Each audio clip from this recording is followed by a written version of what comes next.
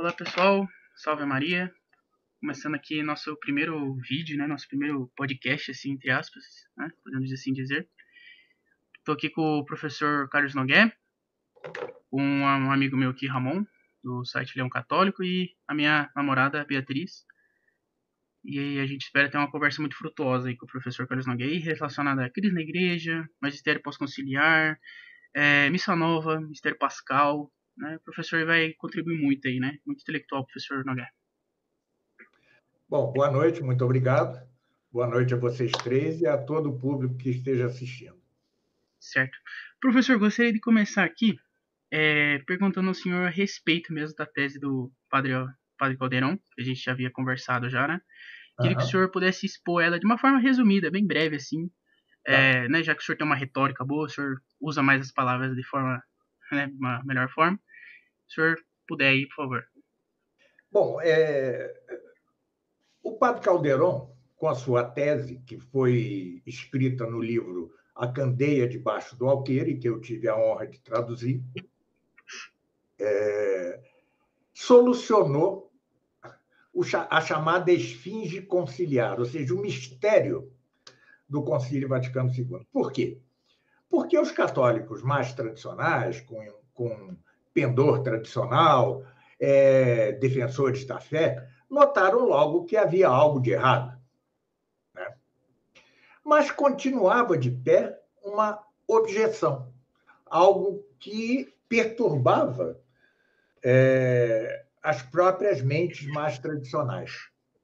Como opor-nos aos resultados do Concílio Vaticano II e do magistério pós-conciliar, sem ferir a devida docilidade que temos de ter ao magistério? Como disse o Pio XII, perdão, devemos acatar o magistério autêntico, atenção para essa palavra, autêntico da Igreja, mesmo que ele seja magistério ordinário. Há várias formas de magistério autêntico. Né?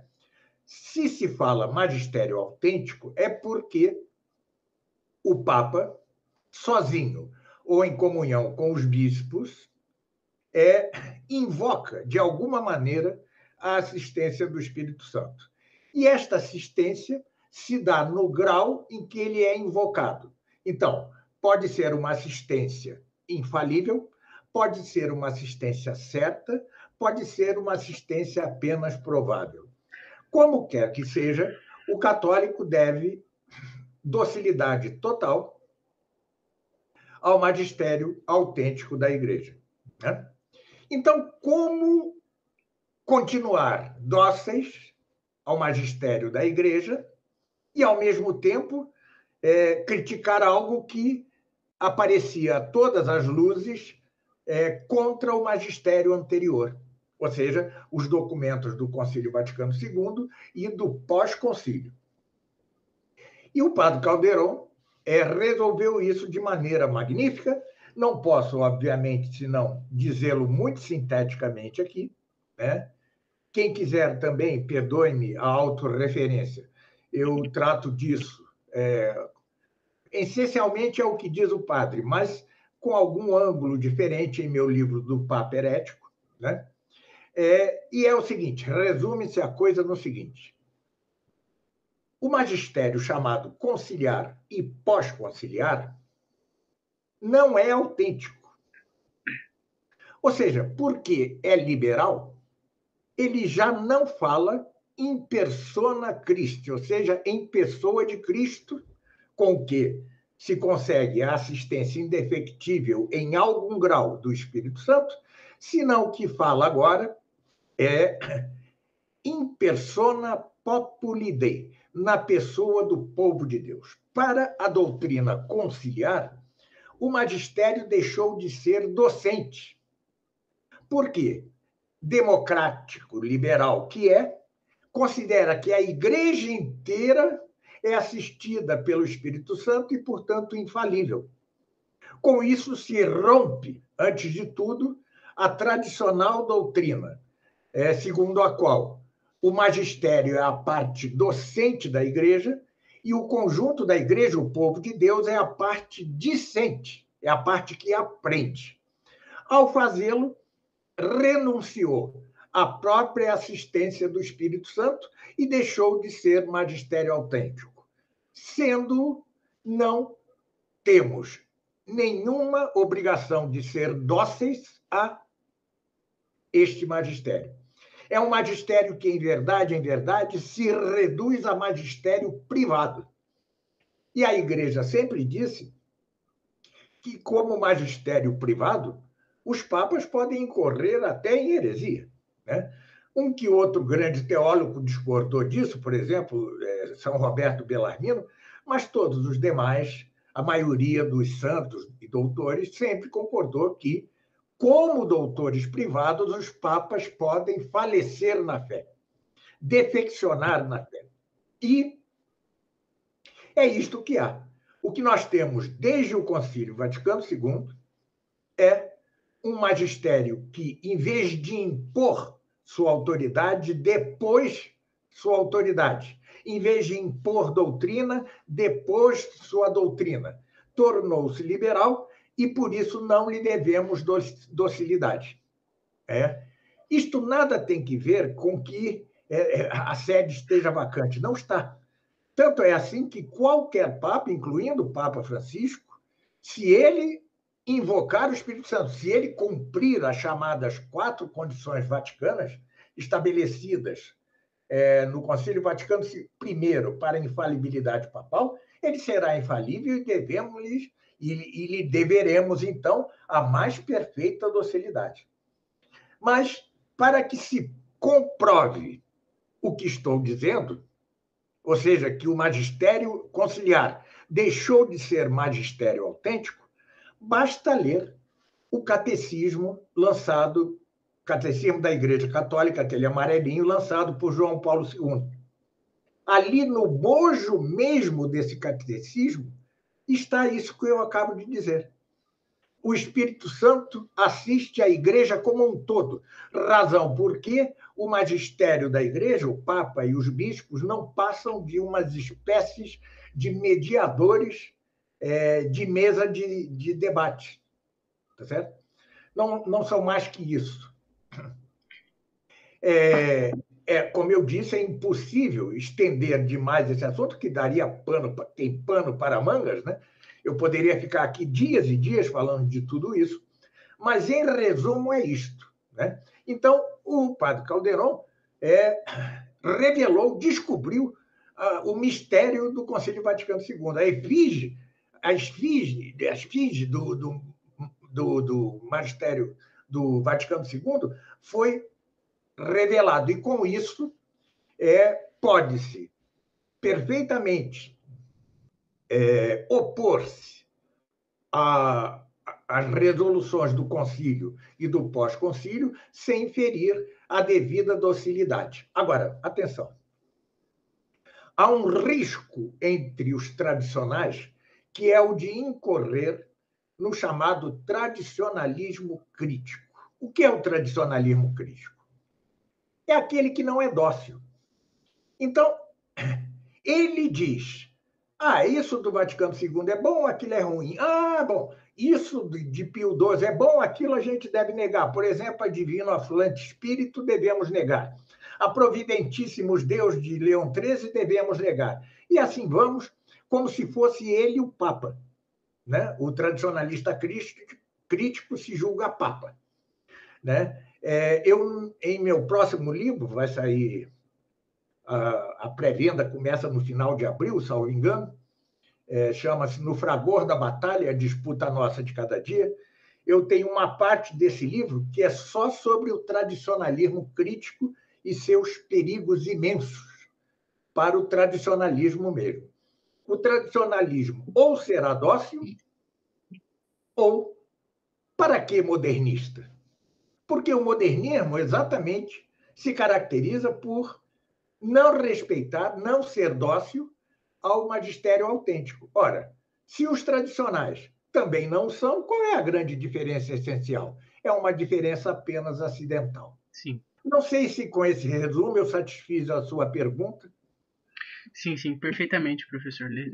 Realmente mesmo, os papas pós-conciliares mesmo depositaram, né, sua confiança no liberalismo, no diálogo. Né, o próprio Padre Caldeirão fala no livro lá que, né, o diálogo foi canonizado, né, por Paulo Sim, VI, na encíclica Ecclesiam Sum, né.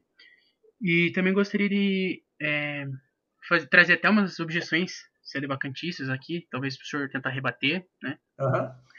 que certa vez eu estava lendo um site sedevacantista contra a tese do Paulo de Caldeirão, e eles acabaram falando sobre a intenção do Papa. Uhum. Então, por exemplo, assim, certo, é, de certa forma eu fiquei até surpreso, porque alguns sedevacantistas concordam com a tese do Paulo de Caldeirão, Uhum. discordam apenas na conclusão. Tanto é Uhum. que, né, o senhor já deve ter ouvido falar, né, daquela tese de Cassitiacum, Sim.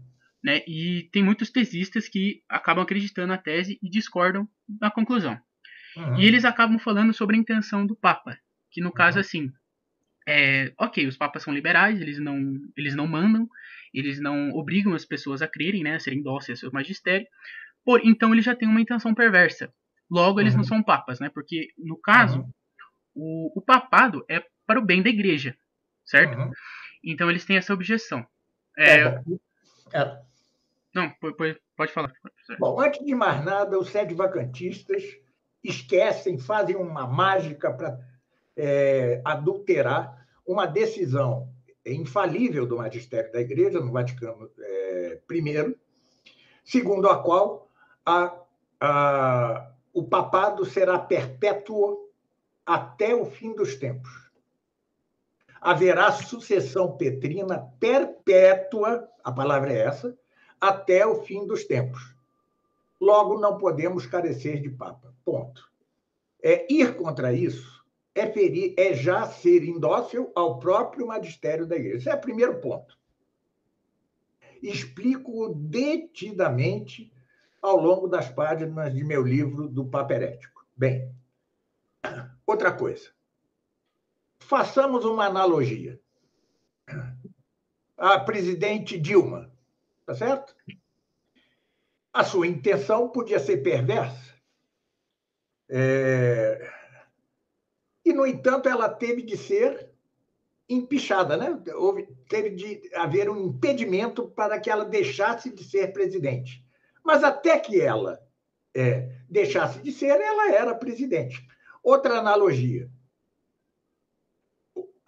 Cristo mesmo, né, reconheceu a autoridade do Sinédrio, ou Sanedrim, que era o órgão supremo da religião judaica, até que ele mesmo, ao morrer na cruz,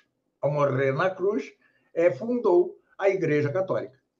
Foi aí que, então, lembremos-nos, rasgou-se o véu do templo e, com isso, se separaram as duas religiões e os dois povos, o judeu e o cristão, a religião judaica e a cristã.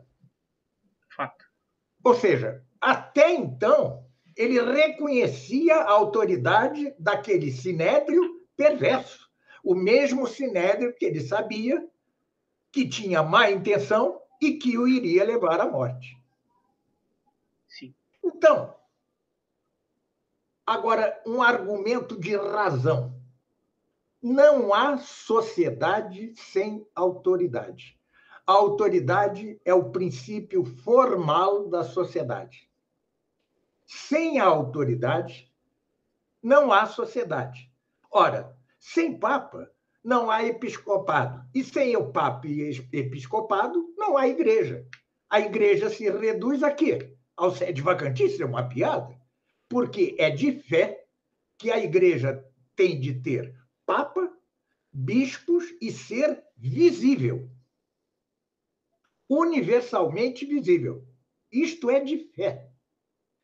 Por outro lado, a tese de Cassitiacum, que é mais moderada, é o sede vacantio mitigado, diz que os papas atuais são papas só materialiter, ou seja, materialmente, mas não formaliter, ou seja, não formalmente.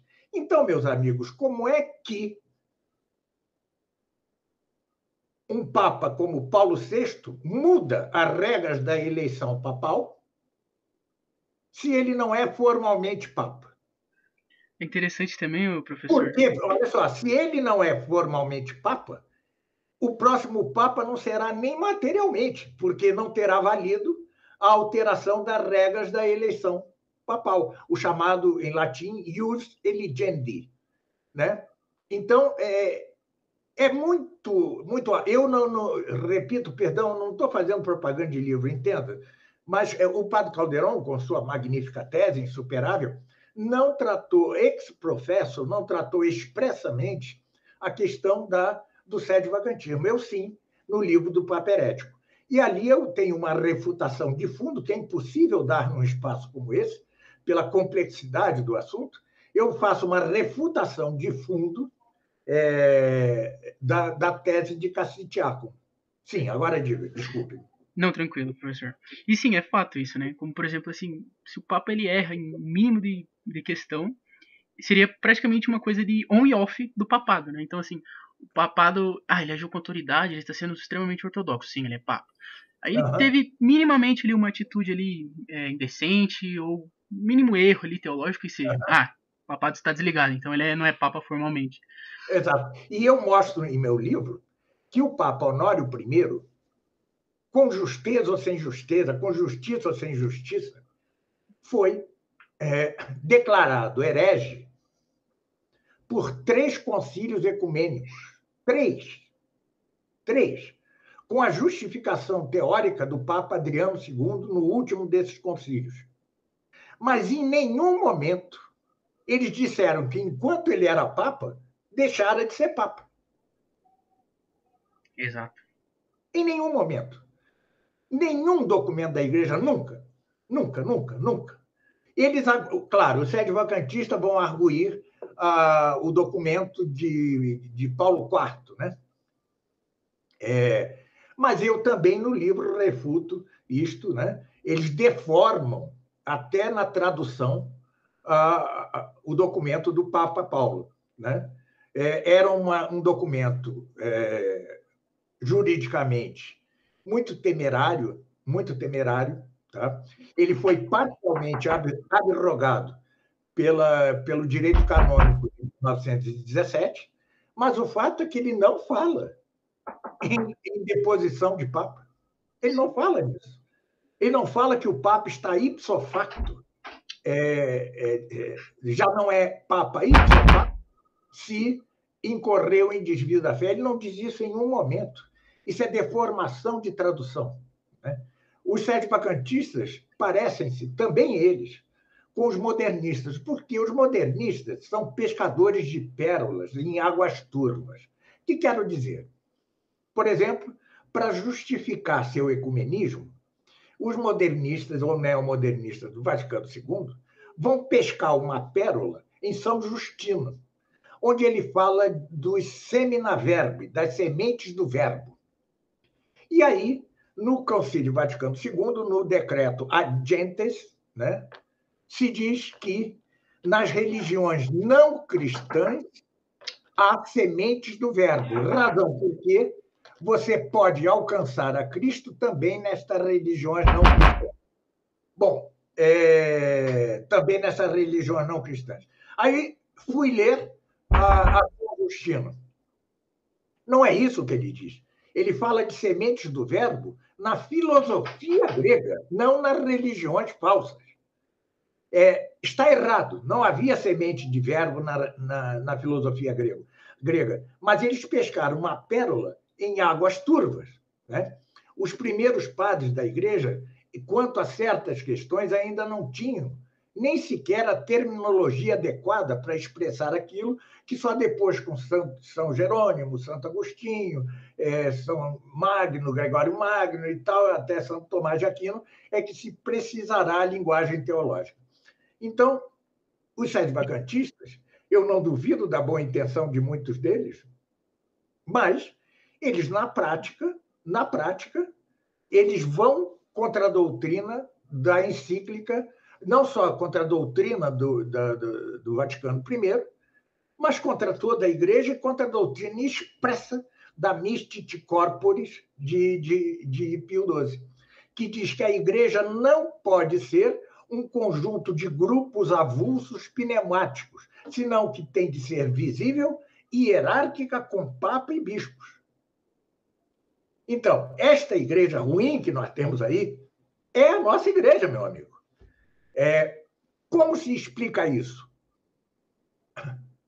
Isto se explica em outro âmbito, e é o que eu procurarei fazer em meu comentário ao Apocalipse, porque isto se trata, esta questão do Vaticano II, ela não se explica senão na marcha da apostasia geral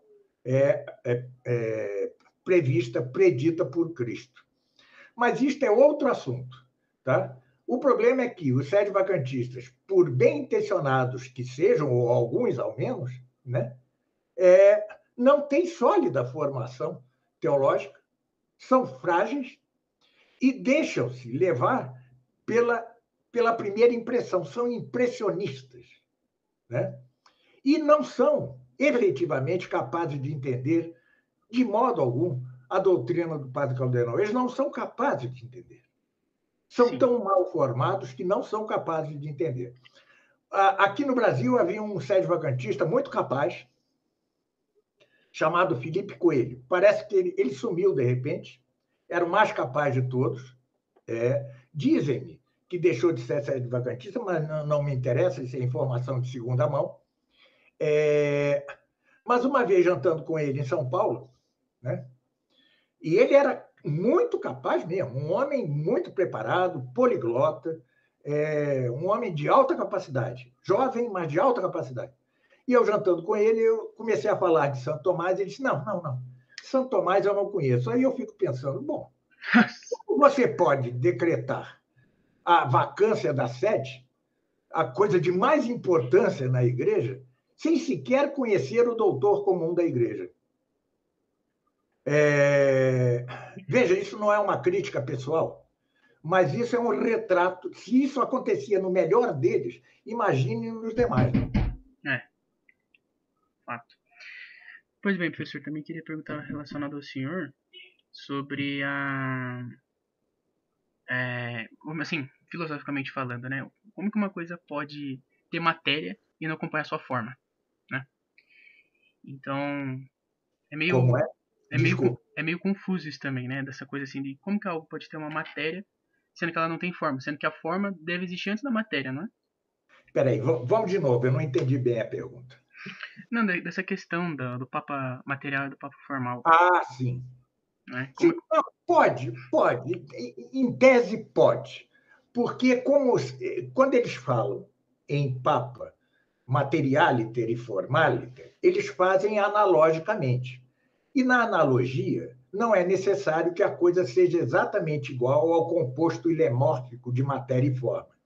Tanto é assim que, na segunda operação do intelecto, o juízo, nós temos uma separação de matéria e forma, prévia ao resultado final. Mas isso seria possível. O problema deles é que a analogia deles não procede. Como se diz em latim, non sequitur. Não procede. É má a analogia deles. É má. É completamente má. O que eu repito e explico, é um assunto de alta complexidade, eu explico em Do Papa Herético. Mas tampouco devemos nós voltarmos contra ele com argumentos prévios, né? Porque é possível, sim, no analógico, haver separação entre matéria e forma. Mas, no caso deles, no caso da tese de Cassitiacum, né, a analogia está mal feita, não está bem feita. Ela é mal feita e não leva em conta pré-condições que se dão segundo a fé. Nós não podemos. É a mesma coisa quanto ao milenarismo. Os que dizem, não, vai haver 1000 anos na Terra com Maria, ou com o Espírito Santo, ou com Cristo, a igreja o mundo será todo da igreja, ou quase todo, etc. e tal. Isto vai contra a fé, meus amigos. Isto vai contra a fé. Porque é de fé que o príncipe deste mundo é, até o fim dos tempos, o demônio. Também igualmente, negar que o Papa seja Papa é acabar com a Igreja. É considerar que a Igreja acabou. Simplesmente isto. Eles vêm com 1000 argumentos, e na época dos 3 papas, no grande cisma do Ocidente, etc., havia um papa e 2 antipapas. É simples. O papa, que era papa, não era bom. E daí? Entendeu? Já houve papas horrorosos? É a minoria, sim. Mas já houve papas terríveis, terríveis. No Renascimento, por exemplo, no humanismo, no Renascimento, houve papas horrorosos. Houve papas de tudo que é jeito. Né? Houve um papa, como eu disse, o Honório I, que foi excomungado por 3 concílios ecumênicos, né? Sob os seus papas. Né? Então, não deixemos de invencionice. A coisa, devemos evitar procurar a solução fácil. Né? A solução fácil, diante de um problema nada fácil, só pode dar em algo errado. Né? Repito, não tenho nada contra o sede vacantista pessoalmente, creio que muitos deles são sinceros, mas o caminho que eles tomam é um caminho de perda da fé. Porque onde está a promessa de Cristo de que a igreja seria indestrutível até o fim dos tempos? Onde está? É isso. Pode falar, Beatriz. Professor. Sim. Ela falou aí. Pode falar. Eu queria perguntar uma coisa ao professor. Pois não? Então, eu queria saber se o senhor conhece a história do Papa Vigílio. Não. Eu estava lendo a história dos mártires do padre Alban Butler, se não me engano. Sim. E ele escreve que o Papa Vigílio foi um papa herege antes de subir ao papado, só que ele se converteu durante o papado. Se não me engano, na história fala que o Papa Vigílio ajudou a matar o Papa São Silvério. E ele foi eleito Papa legitimamente, de forma legítima. E ele se converteu no início do papado. Sim. Mas mesmo que não se converta, quando se dá a eleição de um Papa, se esta eleição seguir os trâmites legais, tá certo? Sim. Indefectivelmente, ele será Papa. Isso se resolve da seguinte maneira. Qual é seu nome mesmo? Desculpe. Beatriz. Isso se resolve como creio que eu resolvo. O Papa herético, tá? Mesmo aquele que, estando no papado, seja herético, ele tem o que eu chamo jurisdição precária. O que quero dizer com isso? Ele mereceria não ser Papa, mas é Papa. E quem pode tirar seu poder? Havia vários... tirá-lo do poder, depô-lo. Vários doutores importantes admitiram, incluindo, de algum modo, Santo Afonso Maria de Ligório, admitiram que um concílio poderia não exatamente depor o Papa, mas indispô-lo com os fiéis. Eu acho isso impossível, tá? Porque quem convocará esse concílio? Né? Se quem tem de convocar o concílio, ou pelo menos aprová-lo, é o Papa. Então, caímos num círculo vicioso. Não adianta. Um Papa... São Tomás dizia que um mau governante, um tirano, é uma punição pelos pecados dos cidadãos. Um mau Papa é uma punição pelos pecados dos cristãos. Então, agora, que houve papas duvidosos, heréticos e tal, houve. Vários papas, São Libério, por exemplo, São Libério, pressionado pelos arianos, né, excomungou a Santo Atanásio. Depois voltou atrás, se arrependeu. Mas quem o nega são os próprios sedevacantistas, negam isto. Aliás, os continuistas também negam. Então, leiam o livro grossíssimo que saiu pela Eclésia, sei lá, de Santo Afonso Maria de Ligório, sobre as heresias. Né? A história da Igreja, na história da Igreja, houve papas problemáticos, de mil maneiras. Mas o evento chamado magistério conciliar é absolutamente novo. Nós não podemos entendê-lo à luz de coisas passadas. Ele é novo. E se enquadra na marcha do mundo para o anticristo. Ou se entende assim, ou nós vamos enlouquecer. Tá certo? É o resultado da apostasia geral. Tá? Lembremos Cristo dizendo, ao voltar, encontrarei fé sobre a terra? Isso era uma maneira de ele dizer, encontrarei pouca fé. Né? A Igreja terá um renascimento, mesmo que efêmero? Não se sabe. Não se pode saber. Tá? Mas o fato é que a Igreja é isto que está aí. Conquanto, por um estado de necessidade, seja necessário que haja tradicionalistas. Né? Por quê? Sem os tradicionalistas, a fé, o sacerdócio já estariam totalmente perdidos. Este foi o papel providencial de Dom Lefebvre. Tá?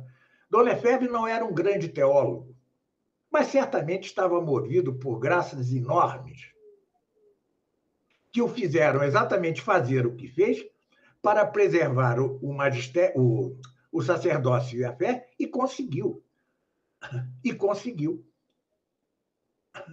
Até hoje, a obra de Monsenhor Lefebvre é a coluna sem a qual a Igreja já teria sucumbido na apostasia total. Estão fora da Igreja, não estão em acordo canônico? E daí? É uma questão do tempo. Tá? Mas é de fé, não que um Papa não vai incorrer em heresia. O que é de fé é que o conjunto da Igreja não vai incorrer em heresia. E exatamente foi o papel providencial de Dom Lefebvre. Fez que uma parte da Igreja não incorresse em heresia de modo algum. Não defeccionasse da fé.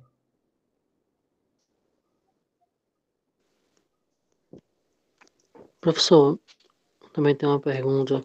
Pois não. Aqui é o Ramon. Sim. Sou o Ramon. Boa noite, Ramon. Boa noite. O sedivacantismo, eu tenho uma ideia, assim. O que me afastou de aderir a essa posição foi quando um amigo meu, eu perguntei para ele, caramba, diante de todas essas coisas que a gente vê, que a gente sabe desses papas, o que nos impede de aderir ao sedivacantismo? E ele me resumiu de uma forma.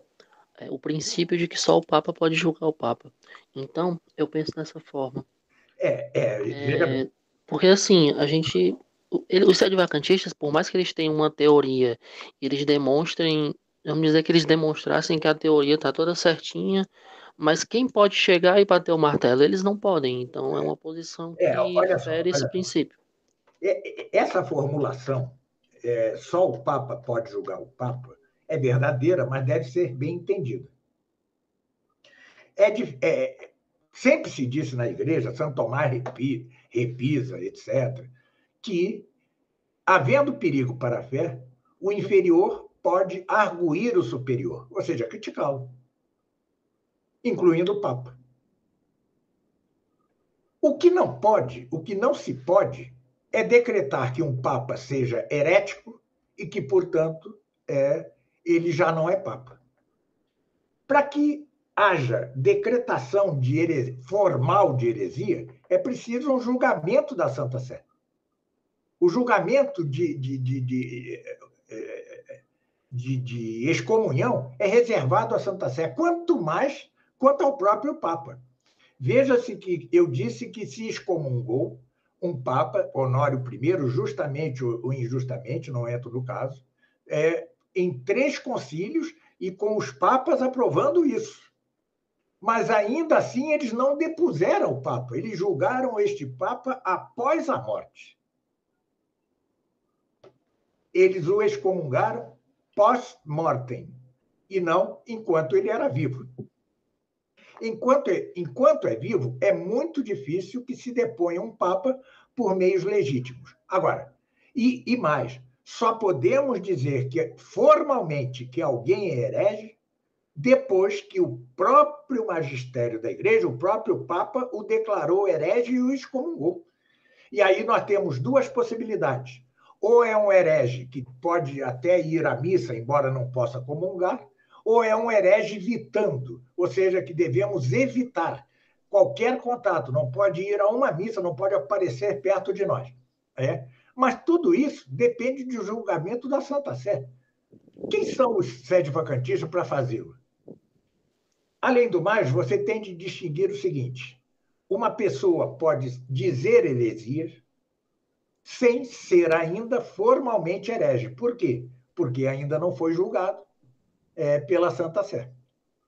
Né? Então, nós podemos perfeitamente dizer que este ou aquele Papa pós-conciliar diz heresias, mas não podemos formalmente dizer que eles são hereges e que, muito menos, que eles estão ipso facto excomungados. Porque a heresia não excomunga ipso facto. Mesmo no caso daquelas heresias, né, que já excomungam late sententia, ainda assim é preciso um juízo, um julgamento declaratório. Porque senão a igreja seria uma bagunça. Tá certo? Cada um diria, não, esse bispo aí é herege, pronto, vamos lá tirá-lo na marra do poder. Não, ou seja, ou a igreja é hierárquica e o julgamento dessas coisas está reservado à Santa Sé, quer um julgamento definitório, quer um julgamento declaratório, ou a igreja é uma anarquia, tá certo? É uma completa anarquia. Ora, se na sociedade anárquica, que é a democracia liberal, é preciso que haja impeachment formal para que se deponha um presidente, como não seria assim dentro da igreja? Né? Então, a única coisa que nós devemos ter cuidado quanto aos sedevacantistas é também não voltar contra eles críticas ligeiras. Primeiro, porque isso fortalece seu erro. Segundo, porque não é justo em si. Tá certo? Em certo sentido, nós podemos julgar o Papa. Em outro sentido, não podemos. No sentido deles, não podemos. Não sei se lhe respondi, Ramon. Aliás, não sei se tinha respondido também a Beatriz. Inclusive esclareceu, né? Porque a frase que eu citei inicialmente, como frase pronta, ela não serve, né? Ela serve se você fizer as devidas distinções, né? Entendeu? Uhum. Tá? Por outro lado, os continuistas eles estão no outro extremo do mesmo erro, né? Eles vivem a falsa obediência, como o Dom Lefebvre resumiu, né? Que o golpe de mestre de Satanás fazer com que os católicos desobedeçam toda a tradição em nome da obediência, né? Como, por exemplo, eu acho que o principal exemplo da falsa obediência é o exemplo da comunhão na mão.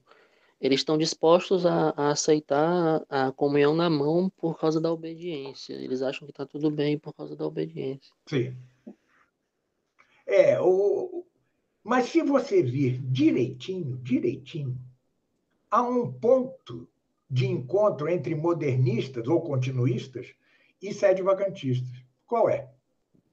É que ambos acham que um papa, só por ser papa, não pode incorrer em erro.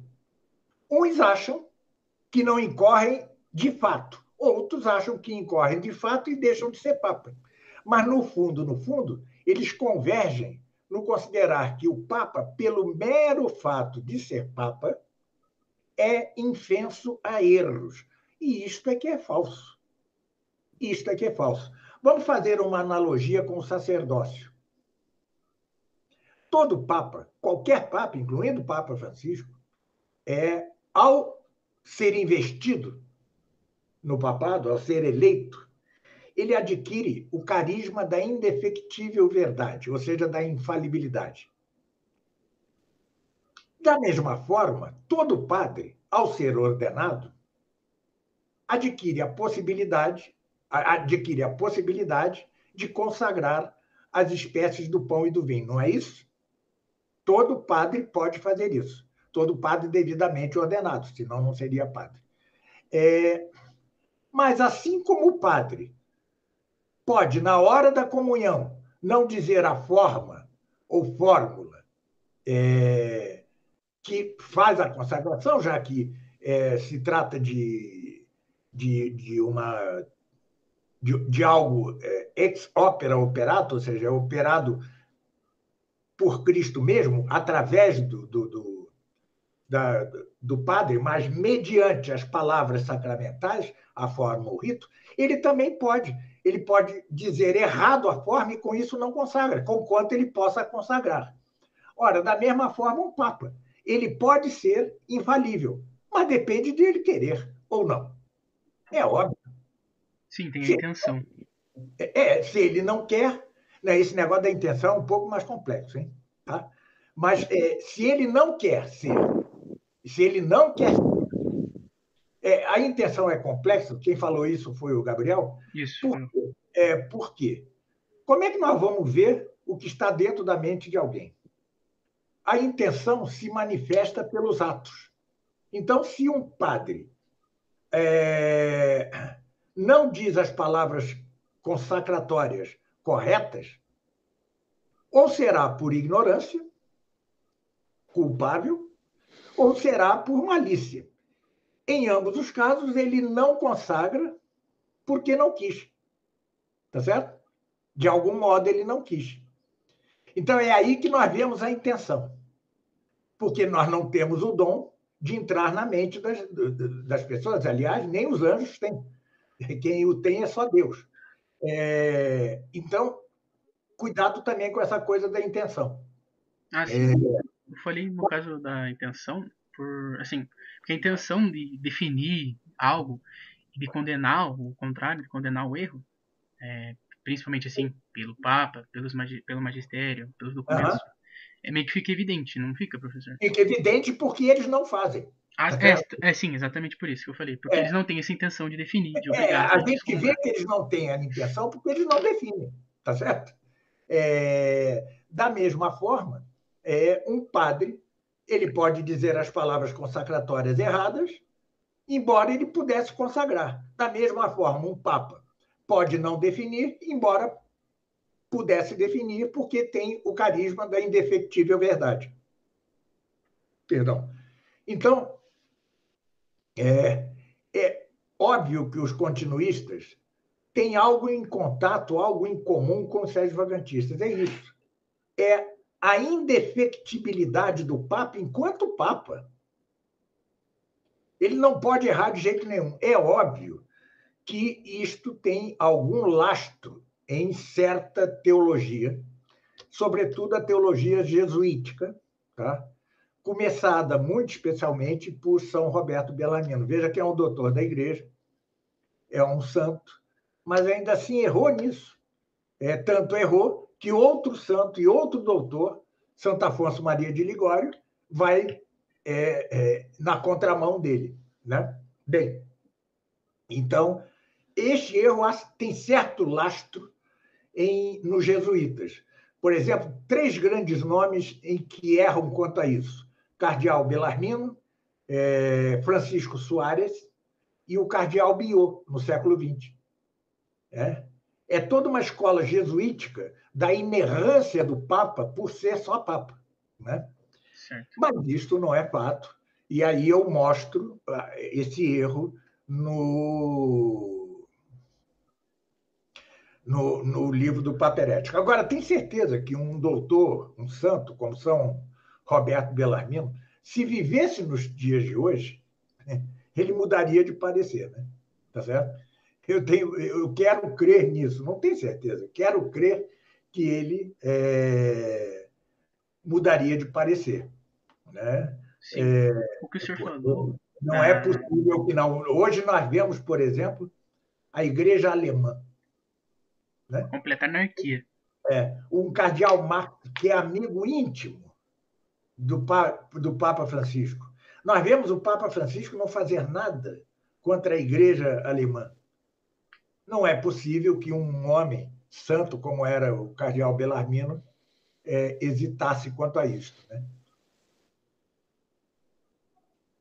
Sim, e quando o senhor falou ali também da questão assim, do impeachment, né, da ordem na sociedade, eu concordo plenamente com o senhor mesmo, assim, o Papa é herege, então não temos Papa, simplesmente isso acabou, e assim, só um bando de iluminados vê isso aí, não tem como ter sentido isso aí. Você usou a palavra correta, eles se julgam os iluminados. Eles se julgam os iluminados. Eles se julgam os únicos. E uma vez, é incrível, um dos líderes do Sede-Vacantismo Nacional, não vou dizer o nome, houve quando o Papa era Bento XVI, o maior mosteiro sede-vacantista do mundo, beneditino, eu acho, do México, fez um acordo canônico, eram sede-vacantistas e fizeram um acordo canônico com Bento XVI.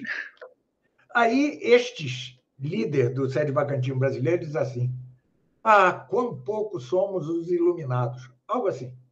Ou seja, eles se consideram iluminados. Eles se consideram iluminados. Né? Eles não têm matizes. É branco, branco, preto, preto, mal, mal, bom, bom e acabou-se. Tá certo? Não existe complexidade na realidade. A realidade é fácil. Né?